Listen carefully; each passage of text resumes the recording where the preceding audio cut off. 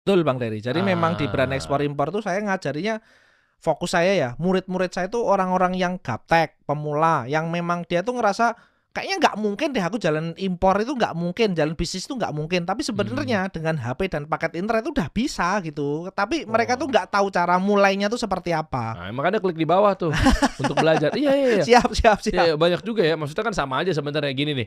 Daripada mereka juga akhirnya bahasa simpelnya gak ada pilihan kan. Nah, Kita nggak. juga harus kayak tadi misalnya mau mulai bikin produk sendiri, lu harus punya pabrik Hmm, untuk produksi. ya. Tapi sementara kalau dari sana kan lu udah tinggal Udah tinggal udah ambil tinggal barang jadi, kita tinggal oke. jual. Bahkan nih Bang, dari saya punya cerita. Saya punya murid dari namanya daerah di Sumatera, Sungai Lilin. Sungai Lilin tuh antara ini Sungai Lilin nih, ini Jambi, ini Palembang. Dia naik motor 4 jam untuk belajar karena kadang-kadang saya kan ngadainnya offline juga. Mmm. Offline juga datang ke Palembang gitu. Dia datang naik motor 4 jam belajar sama saya di brand ekspor impor tuh Bang Dery. Saya itu bisa kan saya dari 2010 ya menjalani ini kan Mmm.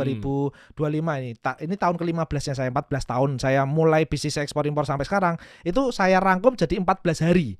Jadi Uh, setiap hari itu orang-orang tuh harus WA-an sama saya, tanya sama saya, telepon sama saya untuk progresnya. Nah, yang murid-murid saya kebanyakan praktek ya hari ketiga sudah bisa transaksi pertama, hari ketujuh udah bisa transaksi pertama. Ini salah satu oh, murid saya itu hari ke-14 transaksinya. Kenapa? Yo gua tag emailnya nggak tahu passwordnya, akhirnya buat email baru. Terus daftar akun Alibaba tak ajari, cara ngobrolnya Google Translate nggak tahu.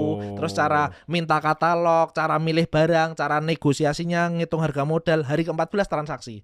Yang bikin saya dia ngimpornya itu cetakan plafon, cetakan gypsum. hmm. Yang bikin saya bangga sebenarnya bukan barangnya apa itu bukan, tapi yang bikin saya bangga dia itu benar-benar bisa memberdayakan pemuda-pemuda di kampungnya. Jadi dia ketika ngimpor cetakan terus dia dapat order dari instansi-instansi di Sungai Lilin sana, dia itu memberdayakan pemuda-pemuda di kampungnya di RT RW-nya untuk ikut kerja. Artinya Cakep. awalnya cuma saya ngajarin impor, caranya gimana belanja dia barang yang lebih murah, kok malah bisa sebermanfaat satu RW, satu Cakep. RT-nya itu saya bikin bangga. Makanya saya tuh ini Oh. kan tahun ke-11-nya saya ngajar, mulai ngajar 2014, ini 2025.